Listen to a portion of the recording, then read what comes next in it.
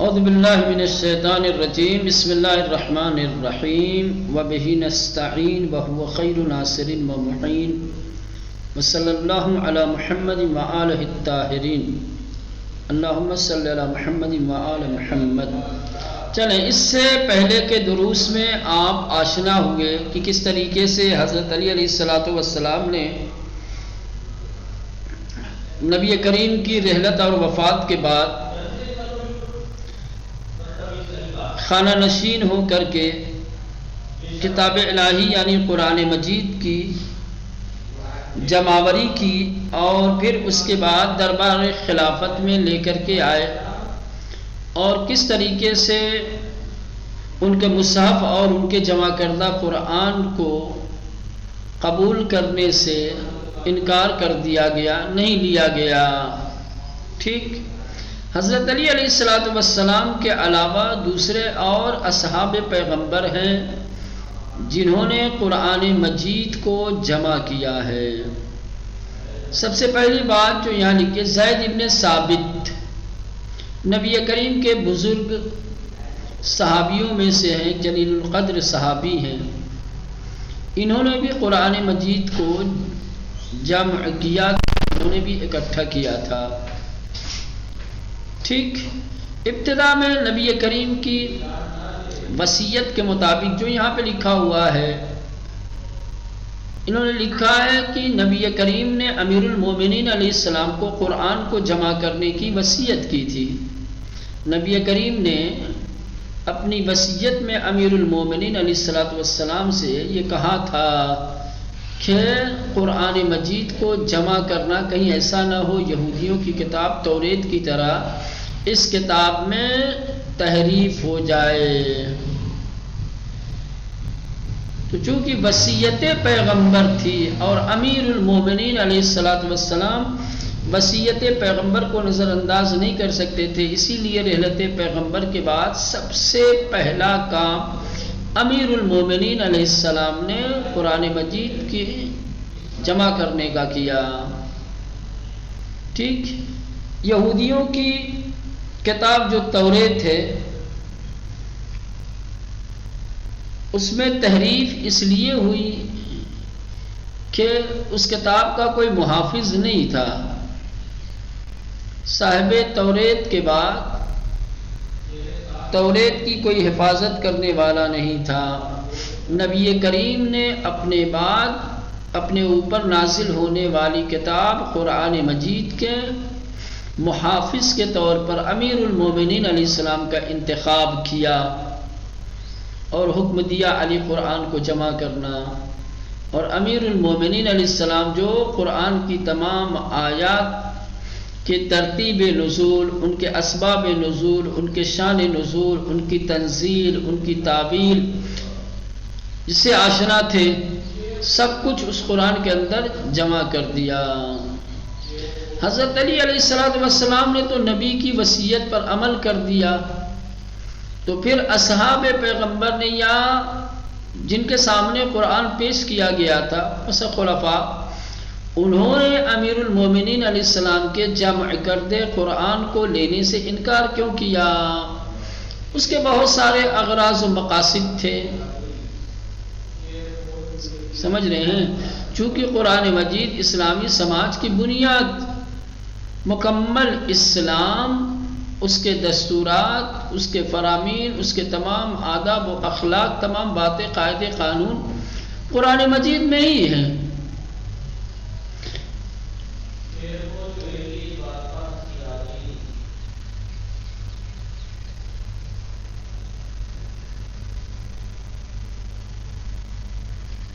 جبکہ اگر لے لیا ہوتا تو بعد میں خلفاء کو جو مشکلات اٹھانی پڑی، چونکہ قرآن مجید مختلف ٹکڑوں میں بکھرا ہوا تھا، ہڈیوں پہ لکھا ہوا تھا، لکڑیوں پہ لکھا ہوا تھا، کاغذ کے ٹکڑوں پہ لکھا ہوا تھا، الگ الگ چیزوں پر، باریک پتھروں کے اوپر لکھا ہوا تھا، تو یہ الگ الگ اشیاء کے اوپر جو قرآن تحریر تھا، لکھا ہوا تھا، اور یہ چیزیں جو الگ الگ بکھری ہوئی تھی ان کو یکجا کرنا، آیتوں کو ترتیب دینا، یہ تمام مشکلات جو خلفاء نے قرآن کی جمع آوری میں اٹھائی ہیں، اگر امیر المومنین علیہ السلام کا قرآن لے لیا ہوتا تو ان مشکلات کا سامنا نہ کرنا پڑتا، مگر افسوس کہ امیر المومنین علیہ السلام کا قرآن ایکسیپٹ نہیں کیا گیا، قبول نہیں کیا گیا۔ اب سوال یہ پیدا ہوتا ہے کہ چلو امیر المومنین علیہ السلام کو وصیت تھی، انہوں نے وصیت کے مطابق قرآن مجید کو جمع کیا، خلفاء کے ذہن میں قرآن کی جمعآوری کی بات کیسے آئی؟ ان کو کیسے فکر ہوئی کہ قرآن مجید جو مختلف ٹکڑوں میں بکھرا ہوا ہے اسے جمع کرنا چاہیے، اسے ایک کتابی شکل دینی چاہیے۔ ایک جنگ ہے جس کا نام ہے جنگ یمامہ۔ اس جنگ میں 70 اور ایک دوسرے قول کے مطابق 400 حافظین قرآن شہید کر دیے گئے۔ جنگ یمامہ میں ایسے حافظان قرآن کہ جن کے سینوں میں قرآن محفوظ تھا، جو قرآن کو حفظ کیے ہوئے تھے، قرآن کی تمام آیتیں جنہیں یاد تھی، ایسے حافظ 400 کی تعداد میں شہید کر دیے گئے۔ جب 400 حافظان قرآن شہید ہوئے تو مسلمانوں میں کھلبلی مچ گئی۔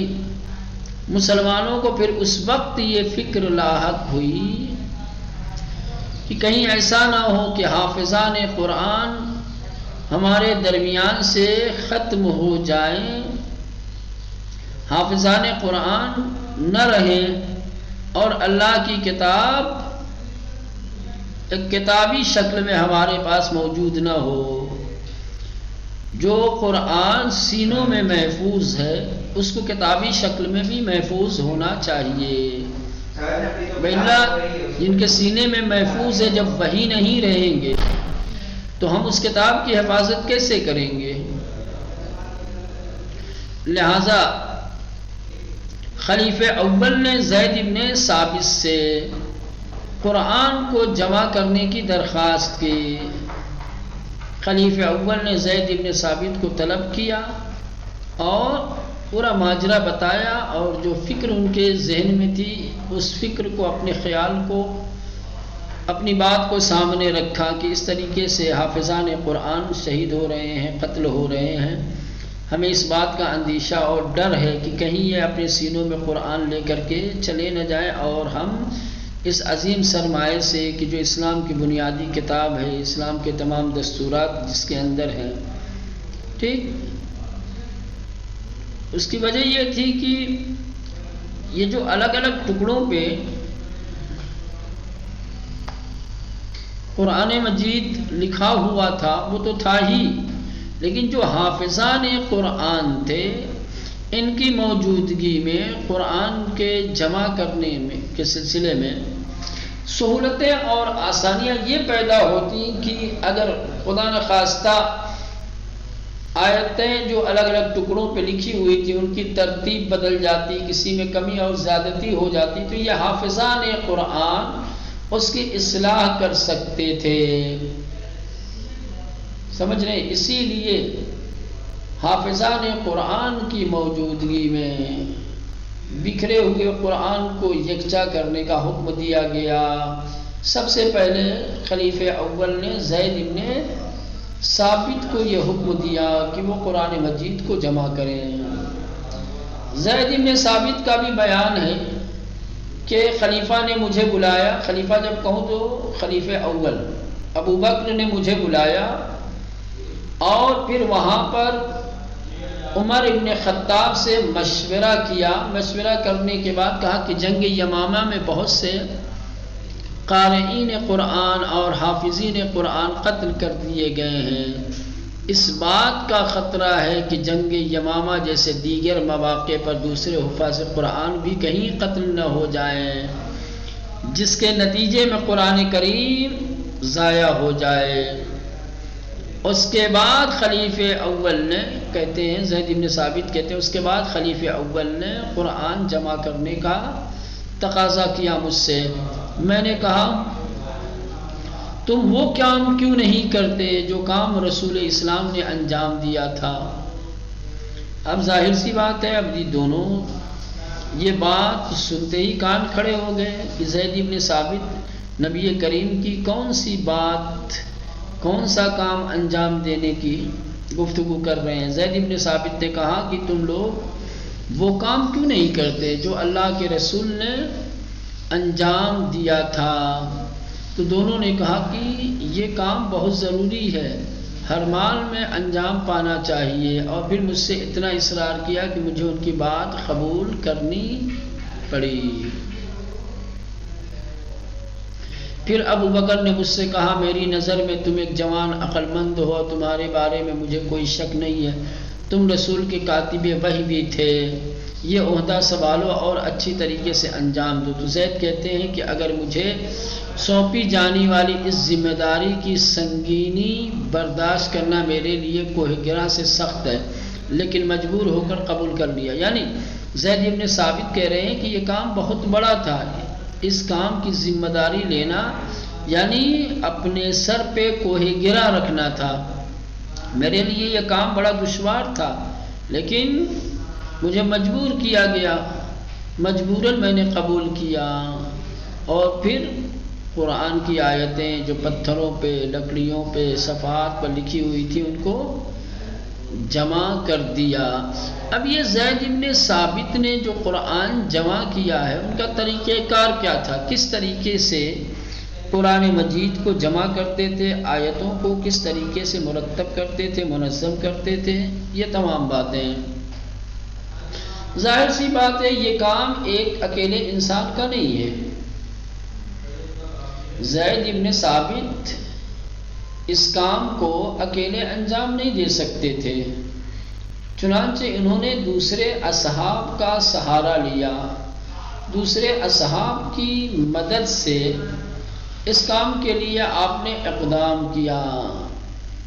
اور پھر لوگوں کے بیچ یہ اعلان کر دیا کہ جس کے پاس قرآن کا جتنا حصہ ہے وہ لے کر کے آئے، جو کچھ قرآن لکھا ہوا جس کے بھی پاس ہے وہ لائے میرے پاس جمع کرے۔ اس کے بعد ایک مورخ ہیں یعقوبی، یہ کہتے ہیں کہ زید نے اپنی سربراہی میں 25 لوگوں پر مشتمل ایک کمیٹی بنائی ہے۔ زید نے پہلے 25 لوگوں کی کمیٹی بنائی،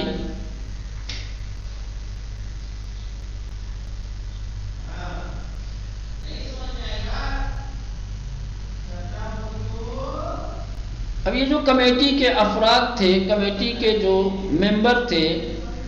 یہ لوگ ہر روز مسجد میں بیٹھتے تھے، لوگوں کے پاس جو آیتیں لکھی ہوئی تھی وہ لے کر کے آتے تھے مسجد میں، اور کمیٹی کے کسی ایک فرد کو دے دیتے تھے، ان کے حوالے کر دیتے تھے، اور یہ کمیٹی والے ہر آیت کے سلسلے میں 2 گواہوں کو طلب کرتے تھے، یا مثلا ان میں موجود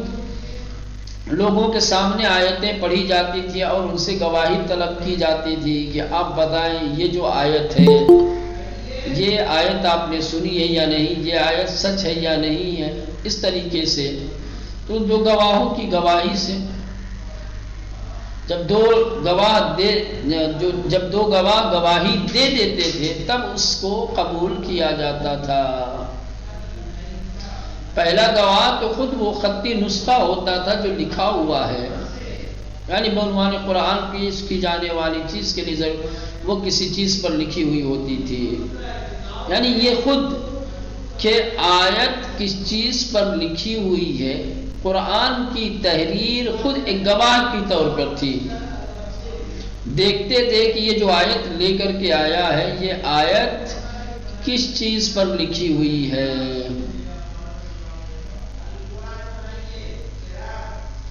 کیونکہ قرآن الگ الگ چیزوں پر لکھی ہوئی تھی، تو ایک تو خود قرآن کی تحریر ایک گواہ ہوتی تھی، چونکہ سب جانتے تھے، آشنا تھے کہ کن کن چیزوں پر آیتوں کو لکھا گیا ہے، ٹھیک؟ تو خود ایک تحریر گواہ ہوتی تھی، دوسرے اس لکھی ہوئی تحریر کو پڑھا جاتا تھا اور پھر لوگوں سے اس کی تائید لی جاتی تھی۔ اگر لوگ تائید کرتے تھے کہ ہاں ہم نے پیغمبر اسلام سے یہ آیت سنی ہے، تو پھر اس آیت پر اعتماد ہو جاتا تھا، اور اگر خدا نخواستہ کسی آیت کے سلسلے میں گواہ نہیں ہوتے تھے، یا گواہ نہ ہونے کا مطلب یہ کہ اگر تائید نہیں کرتے تھے، یہ کہہ دیتے تھے کہ ہم نے نبی کریم سے یہ آیت نہیں سنی ہے، تو اسے رد کر دیا جاتا تھا، ٹھکرا دیا جاتا تھا۔ تو اس طرح سے زید نے قرآن کریم کے سوروں اور آیتوں کو اکجا کر کے انہیں بکھرنے اور ضائع ہونے سے بچا لیا۔ لہذا ہر سورہ مکمل ہو جانے کے بعد ایک چمڑے کے بنے ہوئے دیعہ نامی صندوق میں رکھ دیا جاتا تھا، ٹھیک؟ جب سورہ مکمل ہو جاتا تھا تو چمڑے سے بنا ہوا ایک صندوق تھا جس کا نام تھا دیعہ، اس کے اندر اس مکمل سورہ کو رکھ دیا جاتا تھا، پھر دوسرے سورہ کو لکھنا شروع کرتے تھے، یہاں تک کہ ایک کے بعد دیگرے سارے سورہ مکمل ہو گئے۔ البتہ زید نے سوروں کی ترتیب و تنظیم کا کام نہیں کیا، یعنی صرف سورہ لکھے ہیں، سوروں کو جمع کیا ہے۔ زید ابن ثابت نے سوروں کو ترتیب نہیں دیے، بس سورہ لکھ کے رکھ دیا تھا، اس میں کون سورہ پہلا ہے، دوسرا ہے، تیسرا ہے، چوتھا ہے۔ سوروں کی جو موجودہ ترتیب ہے وہ زید ابن ثابت نے انجام نہیں دی۔ اس سے پہلے کے درس میں گزر چکا ہے کہ سوروں کی ترتیب توقیفی ہے، حکم پیغمبر سے سوروں کو ترتیب و تنظیم دیا گیا ہے۔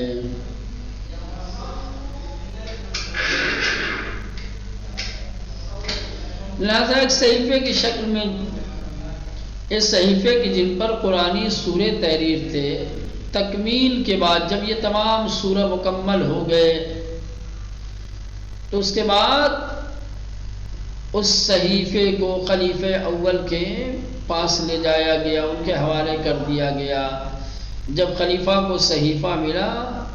تو انہوں نے عمر کی طرف رجوع کیا، اور پھر عمر کے بعد ان کی بیٹی حفصہ ان صحیفوں کی ذمہ دار ہو گئیں۔ مصاحف کو اسی طرح سے یکساں کرتے وقت دوسرے نسخوں کو اس سے ملانے کے لیے عثمان نے بطور عاریت اسے منگوایا۔ جب عثمان کے دور میں، تو یہ ایک دور تھا، یہ ایک زمانہ تھا جب قرآن مجید کو جمع کیا گیا۔ دوسرا جمعوری قرآن کا مرحلہ اس وقت پیش آیا جب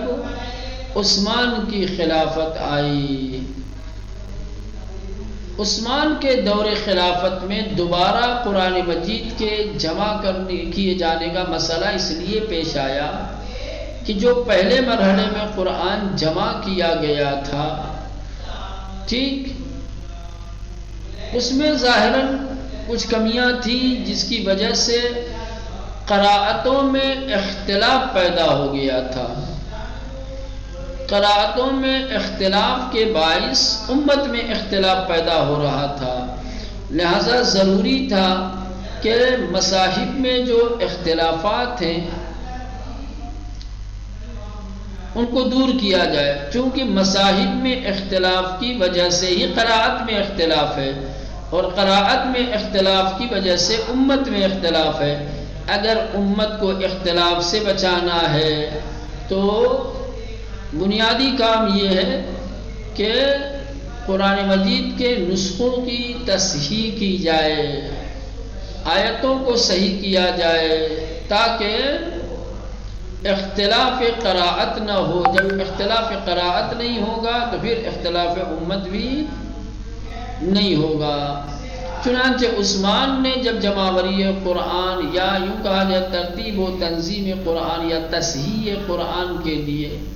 جب اقدام کیا ہے تو وہ پہلا والا قرآن جو ابو بکر کے زمانے میں جمع کیا گیا تھا اس کو بھی امانت کے طور پر منگوایا گیا جو عمر کی بیٹی حفصہ کے پاس تھا. اس کے بعد ملانے جلانے کے بعد وہ صحیفہ جو حفصہ سے لیا گیا تھا انہیں واپس کر دیا گیا اور حفصہ کی موت کے بعد پھر وہ صحیفہ معاویہ کی طرف سے مدینے کا جو والی تھا مروان ان کے وارثوں سے لے کر کیا ہے اسے نیست و نابود کر دیا. اب یہ بھی تاریخ کا ایک عجیب مرحلہ ہے کہ کس طریقے سے قرآن مجید کو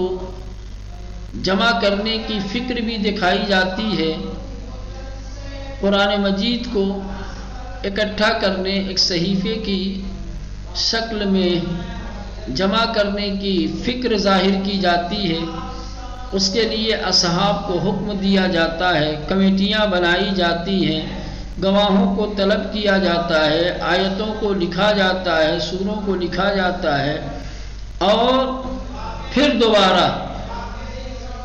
عثمان کے دور خلافت میں لوگوں کے درمیان اختلاف ہو جاتا ہے قرآن کے حوالے سے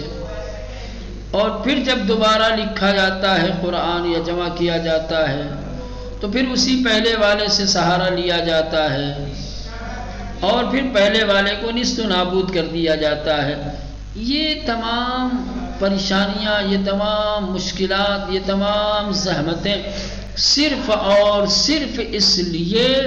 کہ جو قرآن کے وارث حقیقی تھے، جن کے پاس، جن کے سینے میں قرآن کا حقیقی علم تھا، ان کے ہاتھوں سے ترتیب و تنظیم دیا ہوا، جمع کیا ہوا قرآن لوگوں نے ایکسیپٹ نہیں کیا، قبول نہیں کیا تو امت ان زحمتوں میں پڑ گئی. امت جب جب وارثان قرآن سے دور ہوئی ہے، انہیں نظر انداز کیا ہے، تب تب امت اس طریقے کے مشکلات میں اور پریشانیوں میں گھری ہے. ظاہر سی بات ہے مشکل کا حل مشکل کشا کے پاس ہوتا ہے. انسان جب مشکل کشا سے دور ہوگا تو پھر مشکلوں میں گرفتار ہونا اس کا لازمی ہے.